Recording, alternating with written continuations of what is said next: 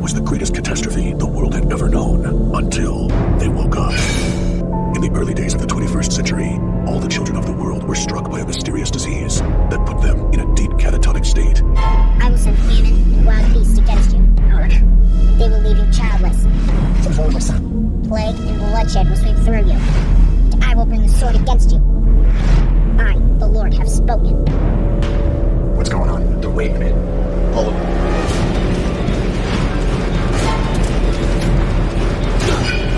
You will get out alive. Let's go.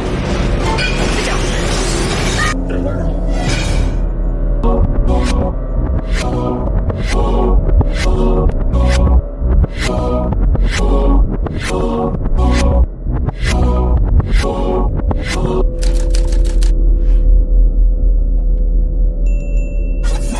The movie begins in the year 1983. The hallway is full of parents carrying their children and trying to contact a doctor. Every single child in the world under the age of 9 has fallen into a catatonic state. A father, David Rayner, is yelling at his 8-year-old son Jake to wake up because he is late for school. David goes to check on him and comes across a troubling sight. Jake has stopped moving and is secreting fizz from his mouth. David rushes him to the hospital and discovers that his son is not the only person who woke up like that.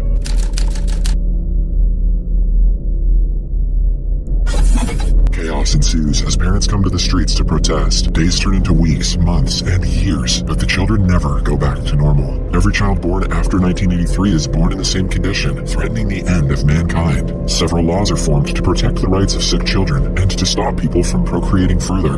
The only movement the children make is when they get intense seizures twice a day, at the same time every day. 10 years later, 8-year-old Jake has now turned into an 18-year-old boy, but with no life inside of him. He is fed and kept in a healthy condition. In David's town, the school is closed after the last batch graduates, and the gym hall is renovated into a hospital for sick children whose families have no means to take care of them. The head doctor at the gym is a woman named Jean. Then, we are introduced to Jean's ex-husband, Tom. He went to jail a few years ago for killing a man in a bar fight. After serving prison time, he has just recently been let out on parole. Since Tom has no place to live, David allows him to stay at his house for a few days, where Tom also gets to meet Jake. David has brought several pieces of medical equipment for Jake's comfort. In the evening, Tom meets Jean, who isn't happy to see him. They share a brief conversation before she asks him to stay away from her. The following day, Tom goes to the police station to meet his old mentor and the town's sheriff. There, he sees 2 teenagers who have been arrested for trespassing. 10 years ago, they narrowly crossed the age of 9 and were saved from being like the other kids. These 2 break into houses and talk to unconscious children. No one knows why they do it, but by the looks of it, they seem to be struggling mentally.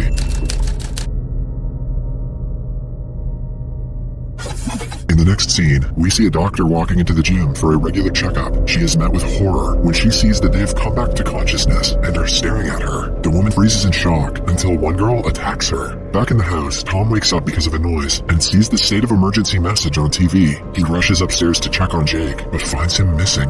Then he goes to David's room to discover that his face has been squashed to death. Seconds later, Jake appears behind him and attacks. He is about to be killed when his childhood friend and Jean's brother, Sam, arrives at the house. He hits the kid with a tire iron and throws him out the window. Sam also reveals that the entire city has been swarmed by the awoken children whose only aim is to kill the adults. Suddenly, they remember that Jean was working a night shift, which means she is surrounded by sick children. They quickly make their way outside, but are yet again approached by Jake. At first, he tries to attack them, but stops and falls unconscious. After that, Tom and Sam drive to the school. The first dead body they find is of a nurse with a deformed face. While trying to climb the stairs, they are attacked by the kids, who try to grab their faces for some reason. They are then saved by the same 2 teens that Tom saw at the police station earlier. They introduce themselves as Kip and Claire. It turns out that the killers think the couple is one of them, which is how they have survived until now. Tom asks them to quickly get out of the city, while he and Sam continue looking for Jean. They manage to hide inside a room with locked doors. They also find a group of 8 survivors waiting for help. The doctors think the police are on their way to help them, unaware that no one in the town is safe, including the police. Tom is told that Jean went up a vent to get medicine for an injured survivor. He follows her, asking Sam to take care of the others. A few minutes later, Sam hears someone trying to break the door. He panics and asks the group to go down the laundry chute.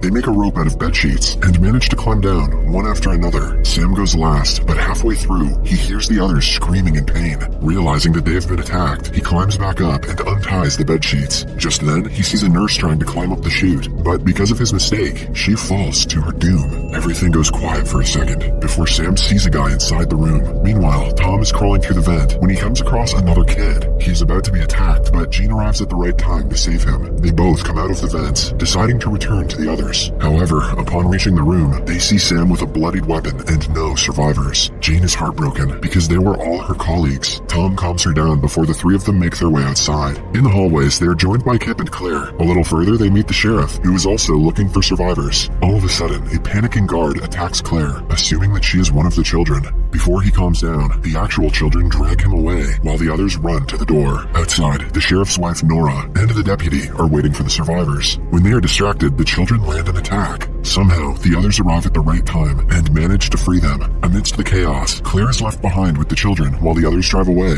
Kip is worried for her, but is hopeful that the children won't know she is a human. The group stops in the church, where Jean takes care of Sam's injured leg. Tom goes around the church to check if there are more children. While inspecting the chapel, he is attacked by a girl. The sheriff is shocked because the girl is his daughter. His wife Nora weakens at the sight of the girl in such a condition. Instead of killing her, they decide to tie her hands to the railings. Somewhere else, Kip finds a pastor's journal where he was writing interesting things about his dreams. A few hours later, they see the pastor outside being swarmed by children.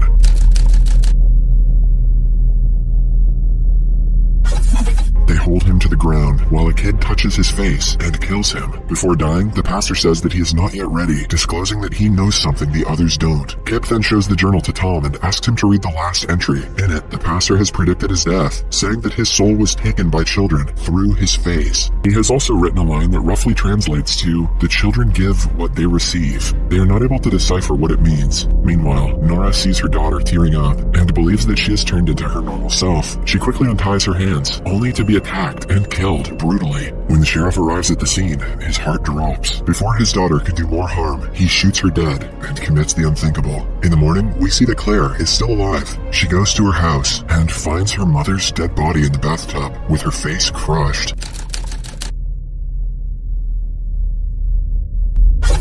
The group finds out about an army base near their town, which is their only hope for survival. They pack up all the necessary stuff and go outside, but come across a broken car. It turns out that the children are getting smarter by the hour and have learned to disable the engine in cars. They have done the same to every car in the neighborhood, so Tom has to think of another way to escape. He then remembers that David had a car inside his garage, which could still be working. Since Sam cannot walk, he and the deputy stay at the church, while the other three go out to David's house. They reach the place safely, but come across a girl in the front yard. She even has a gun on her and seems to know how to use it. Suddenly, Claire appears and kills the girl. Back in the church, a horde of children attack Sam and the deputy. A while later, the rest of the group arrives to their dead bodies. Jean kneels down near her brother and breaks into silent sobs. On their drive to the town's border, everyone notices her stiff demeanor. When they are distracted, two guys start firing at the car. The tires go flat, causing them to come to a halt right in the line of fire. Tom asks everyone to stay down, but Jean doesn't listen. She comes out of the car and ambushes both enemies. She continues fighting even after they are dead, while the others watch in concern. Now that they are out of bullets, Jean wants to return to the town's police station and get some from their storage. Tom argues otherwise because there is no need for guns in the army base. Still, Jean remains adamant and makes her way to the police station on her own. Kip and Claire join her shortly after, leaving Tom the odd one out. He walks towards the army base for some time before sitting down to read the pastor's note again. He rationalizes that the children are sucking out people's souls, but the way to stop them isn't clear in the note. Meanwhile, in the police station, they find two children gathering up the weapons. Since they won't suspect Claire, she decides to go inside to steal the guns. The other two patiently wait in another room until they hear a gunshot. Kip runs to Claire and sees that she has been shot. He kills a man, but is in turn shot as well. The two sit beside each other until they ultimately die. After some time passes, Tom arrives and finds a frantic Jean in the hallways. She has lost all senses and is paranoid that the children have surrounded her. Tom gently brings her back to her senses before they go outside. Since they do not have a vehicle, they are soon surrounded by the children from all sides. Tom makes Jean kneel down and remember the moment she was the happiest in her life. While she does so, he walks to a kid in the crowd and tells him that he is ready. Tom has finally figured out that the kids give you back the emotions that you show to them. When you give them fear and anger, they do the same to you. Seconds later, Jean opens her eyes and finds herself alone. In the last scene, we see her reading the pastor's note while enjoying a beautiful day outside her house. Then, she sees the children surrounding her house yet again.